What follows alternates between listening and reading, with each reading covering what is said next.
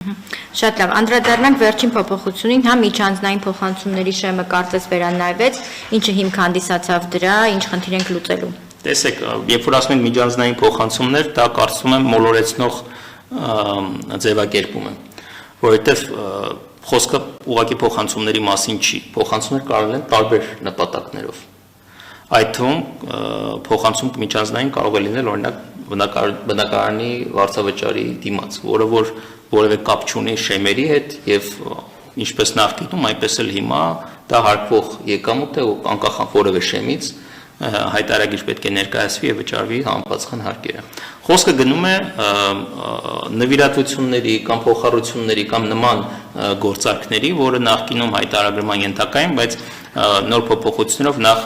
օրինակ վարկերի մասով մեր բազմաթիվ քաղաքացիները հարցը բարձրացնում են, թե ինչու են վարկերը օրինակ հայտարարագրման ենթակա, մենք այսինքն ֆինանսների նախարարությունը կառավարությունը վերացրել է այդ պահանջը եւ այսուհետ նրանք կարիք չունեն հայտարարել օրինակ վարկերը, ստացված վարկերը։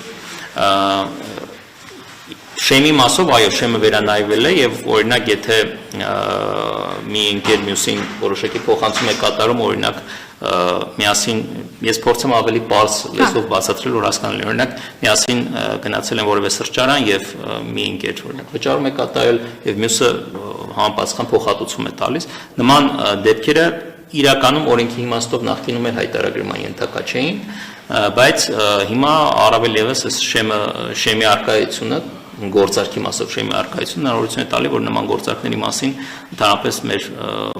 քաղաքացիներն չանհանգստանան դա 1 միլիոն է այո գործարքի մասով մինչև 1 միլիոն սա եւս մեկ անգամ ցույց է տալի թե ինչքան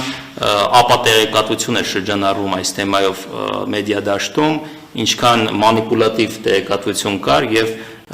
մեր խնդիրը ամենևին ինչ որ փոքր գործարքներ բացահայտել կամ դրանց հետևից ինչ որ անհասկանալի վարչարություն անելը չէր, այլ ընդհանուր մեծ պատկերը տեսնելն է մեր ազգաբնակչության եւ հարկման առումով օրինակ նախկինում բազմաթիվ հրապարակումներ են եղել եւս ապատեղեկատվություն է եղել, որ չգիտեմ ձեր օտարերկրյա բարեկամներից ստացվող փոխանցումները այսօր սկսում են հարկվել եւ այլն փորձը ցույց տվեց, ինչպես եւ մենք ասում էինք, որ նման իրողություն չկա եւ դա բացարձակ սուտ է եղել։ Շատ լավ։ Իսկ շեմը բարձրացնելով մինչև 1 միլիոն որոշակի ռիսկեր տեսնում եք ամեն դեպքում կլինեն մարդիկ, որոնք ծառայություն կմատուցեն, հա, ինչ որ հանդիսավար կաշխատեն, գումար կվերցնեն եւ դա կձևակերպեն, որ ընկերն է փոխանցել։ Պեկը ինչ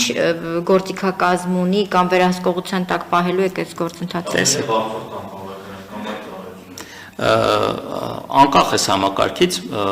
պեկը ուներ մի շարք վարչարական գործիքներ, որը որ համակարգի ներդրմամբ ըստ էության չեն փոխվել։ Մեր վարչարական գործիքակազմը, ինչպես նախկինում, այնպես էլ հիմա կա գործում է իհարկե որոշակի արդյունավետությամբ, դուք տեղյակ եք, որ մենք ֆինանսական հաշիվների փոխանակում ենք սկսել թե տեղական բանկերի հետ, թե միջազգային մեր գործընկերների հետ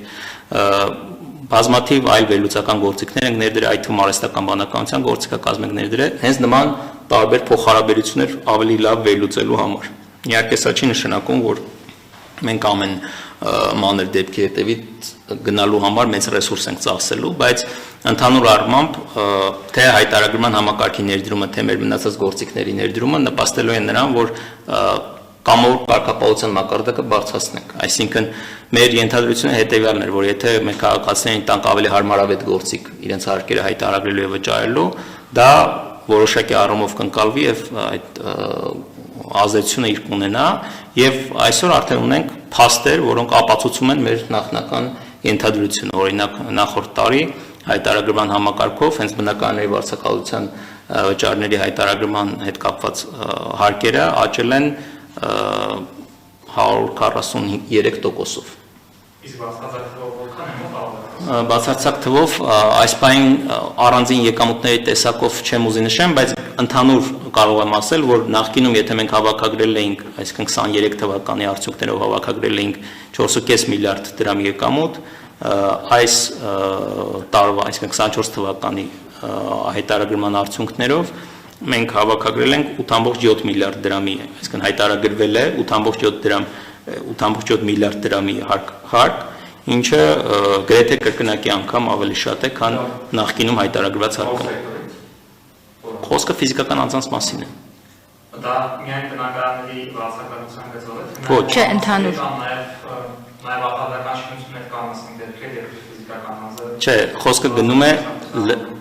հայտարարման համակարգով վճարվող հարկերի մասին։ Հայտարարման համակարգով վճարվող հարկերը, ինչպես նախկինում այնպես էլ հիմա, խոսքը գնում է ֆիզանց գործարքների մասին։ Այսինքն ձեր ասած դեպքը օրինակ որ արտադրական ձեռնարկություն եւ այլն, ֆիզանձը կազմակերպությանը վարձակալությամբ է հանձնել տարածք, դա ֆիզանց գործարք չէ։ Եվ այստեղ կա հարկային գործակալ, այն է արտադրական ձեռնարկությունով վարձակալությամբ վերցնում է տարածքը եւ նախկինում եւ հիմա էլ իրենք են վճարում հարկերը ֆիզանձի փոխարեն եւ դա համակարգի ներդրման հետ առնվազն հարկերի վճարման մասով ուղիղ կապ չունի։